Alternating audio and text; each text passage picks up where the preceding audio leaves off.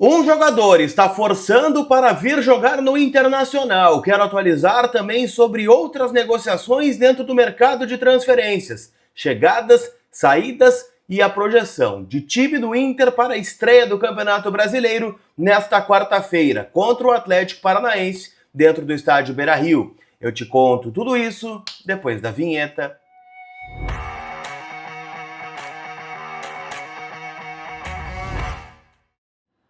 Tudo bem, gente? Vamos trocar uma ideia então, afinal, eu quero atualizar as últimas informações do Internacional, então já chega, deixando o teu like, te inscrevendo aqui no canal, hypando o vídeo.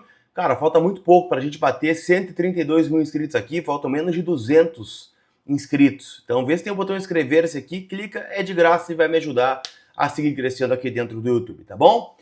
Vamos de atualizações, gente, eu quero falar sobre Alejandro, que já tem virado uma novela, né? O Inter não descarta esse jogador, segue tentando, mas tem alguns obstáculos aí que a gente tem que trazer aqui para vocês, tá?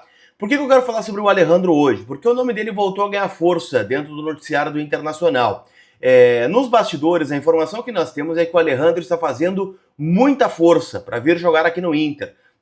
No que depender dele, ele já estaria, né, aqui no Inter, já um acordo entre Inter e Alejandro. Ele, inclusive, declinou, num primeiro momento, de outras ofertas do Fluminense. Ele teve uma consulta, teve, né, de um clube europeu, né, também, que tentou mantê-lo na Europa, só que o custo também era bem alto, né, por parte do staff do jogador para esse clube europeu, e acabou que as coisas não avançaram, tá?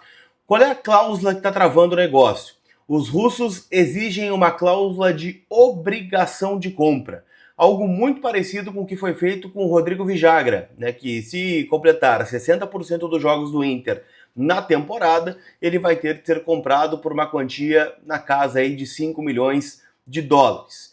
O que o CSKA quer colocar nessa cláusula é um valor superior a 5 milhões de euros, que é um valor que o Inter considera inviável neste momento, ainda mais sendo uma obrigação. Se fosse uma opção, beleza, aí o Inter teria como não exercer ou tentar negociar, na obrigação não ter essa possibilidade.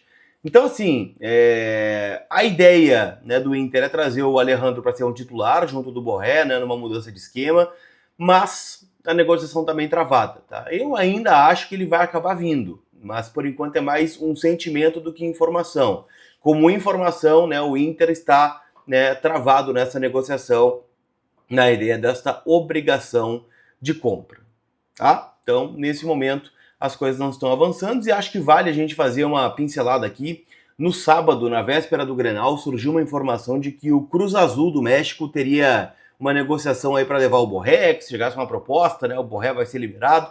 Cara, todo mundo sabe, né, do custo, né, do Borré hoje para o Inter, só que o Borré hoje é visto como um cara fundamental. Não só pelos gols que ele fez no Grenal, mas porque ele é o único centroavante do plantel, é um cara de hierarquia, é um cara que o Pesolano gosta muito e o Inter não tem como ideia liberar o Borré, tá? Não sei que seja uma proposta aí bem perto da casa que o Inter investiu lá junto ao Eintracht Frankfurt e ao Werder Bremen, algo aí na faixa de 7 milhões de euros, o que eu acho muito difícil de acontecer, tá? Mas hoje isso não existe, o Cruz Azul nem deve vir com uma proposta aí pelo centroavante colombiano, tá bom?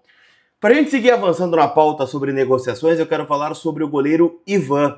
Afinal, né, ele tem uma saída que é trabalhada nos bastidores. Ele não foi relacionado para o Grenal 449 por conta de uma conversa com o Remo. Ele tem uma negociação com o clube do norte do país e ontem até estava treinando no CT do Parque Gigante, né, treinando normalmente. O único que não treinou foi o Rocher, né, que foi titular no Grenal. E, cara, o que está acontecendo? A primeira ideia, né, do Remo era uma liberação sem custo, somente para aliviar a folha e encerrar um ciclo de um goleiro que jogou muito pouco no Inter e teve algum protagonismo ali na reta final de 2025, mas, de novo, ficou fora, né, dos últimos jogos e talvez os mais decisivos por conta de uma lesão, e o Rocher teve que jogar no sacrifício naquele momento. O Remo está mudando, tá, a proposta, ele não quer mais um empréstimo, com essa liberação sem custo, porque o Inter estava reticente de liberar, até porque sabe, né, que o Rocher é um goleiro que tem Copa do Mundo esse ano, então vai acabar desfalcando o Inter em data FIFA, né? Tem também a questão clínica do Rocher, que a gente nunca sabe se vai estar 100%, mas o Remo está disposto aí a investir um valor neste jogador. Lembrando, né, que o Inter pagou cerca de 1 milhão de euros para tirá-lo do Corinthians, mais 20% do passe do Carlos Miguel, que hoje está no Palmeiras. Então, não se sabe ainda, né, quanto dá para estipular esse valor aí, mas o Ivan tem uma tendência de deixar o Internacional. Sobre o Derek Lacerda, que também é um nome que vocês perguntam bastante, tá? O Cuiabá confirma a negociação com o Inter, mas o que está travando é que ele exige 50% do valor à vista.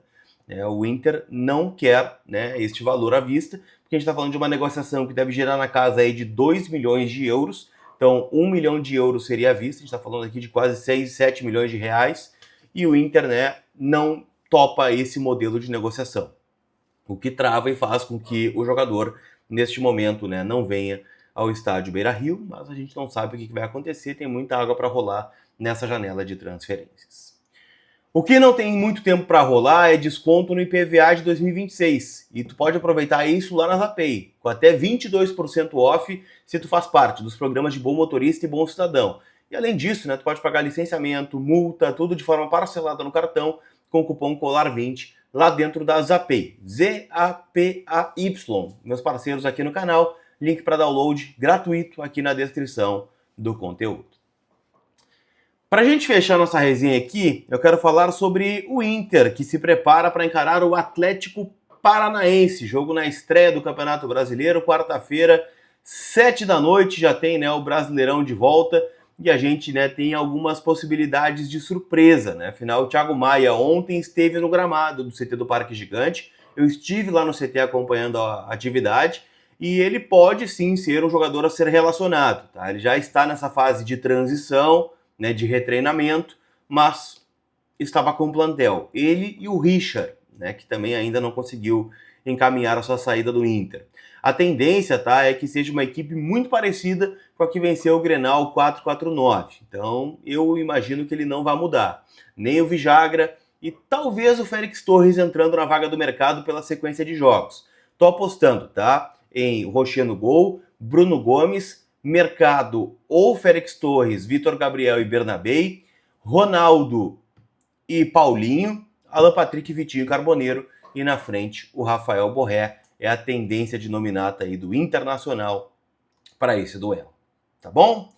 Tô dando uma olhada nas odds para Inter e Atlético Paranaense na KTO, kto.bet.br, o Inter pagando 1,90, o empate 3,35 e o Atlético pagando 4,20. Então o Inter muito favorito para esse jogo.